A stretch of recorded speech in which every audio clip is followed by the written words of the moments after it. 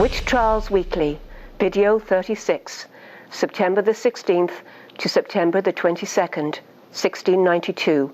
More weight. Giles Cory still remained tight-lipped, and Captain Gardiner pleaded with him for 2 days, but to no avail. He would now suffer the torture of pressing. This punishment was used in the colonies under the new English law as instated by the new Massachusetts Charter. Perhaps Giles Cory thought this was a bluff, or perhaps he mistakenly thought that his land would be confiscated. Even if people involved in the trials or watching the trials stopped believing what the girls were saying, they would not dare say.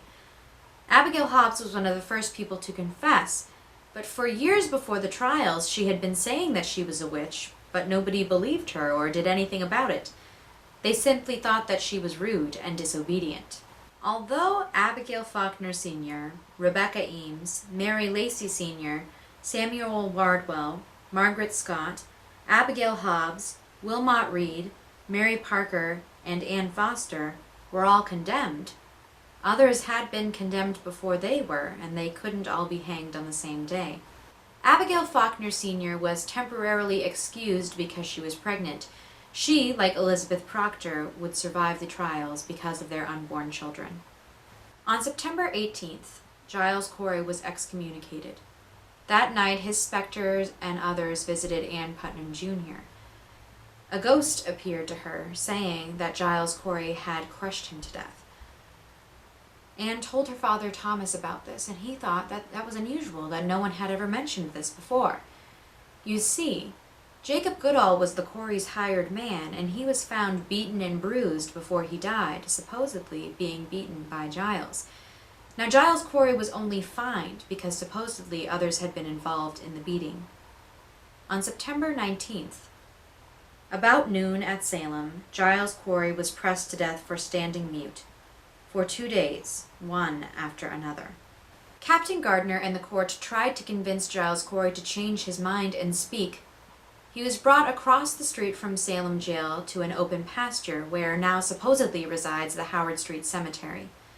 He was laid flat on the ground, boards were placed on top of him, and stones and weights started to be piled on. The clip you are about to see is from Victor Paisano's PBS home video, 3 Sovereigns for Sarah. It depicts the traditional view of what happened to Giles Cory. Your plea. Is it on your lips now, old man?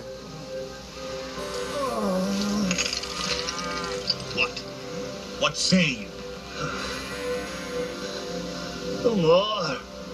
Wait. Supposedly, his body was buried near Butts Brook as if his death had been a suicide.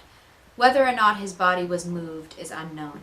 In Boston, Cotton Mather hurriedly wrote his narrative of the trials, using documents from the trials he was allowed to borrow, as well as an eyewitness testimony from Stephen Sewell, brother of Judge Samuel Sewell.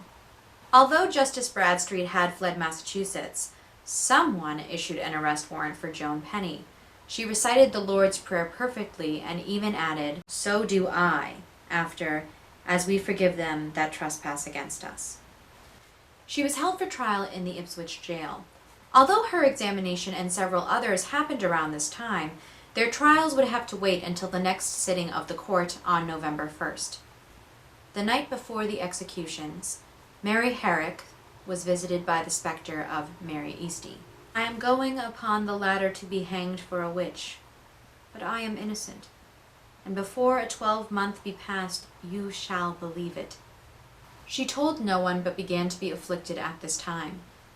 Dorcas Hoare is perhaps the luckiest of any of the condemned people from the witch trials of 1692. A petition was sent on her behalf to Governor Phipps and Lieutenant Governor Stoughton, asking that she receive at least a month before her execution so that she might prepare for death and eternity. She was in great distress of conscience because she had confessed and named others. She was hoping that she would have time to realize and perfect her repentance for the salvation of her soul and serve as an example to others to confess. William Stoughton did send a delay for her execution. Samuel Sewell wrote in his diary that evening, Accordingly, an order is sent to the sheriff to forbear her execution, notwithstanding her being in the warrant to die tomorrow. This is the first condemned person who has confessed. She was the only lucky one. Despite their best efforts, on September 22nd, 1692, Mary Easty, Alice Parker, Anne Pudiator, Martha Cory, Margaret Scott, Wilmot Reed, Mary Parker, and Samuel Wardwell were brought to Gallows Hill for execution. This was the final day of hangings during the Salem witch trials.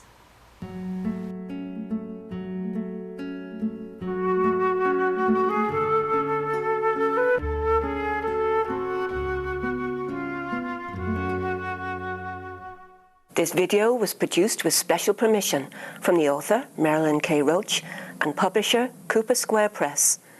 The Salem Witch Trials, a day-by-day chronicle of a community under siege, covers the years 1692 to 1697 in detail. It also touches briefly on important and relevant events before and after this time. We are proud to carry all of Miss Roach's books and publications in our museum store. To get a copy for your personal research and enjoyment, please visit www.salemwitchmuseum.com.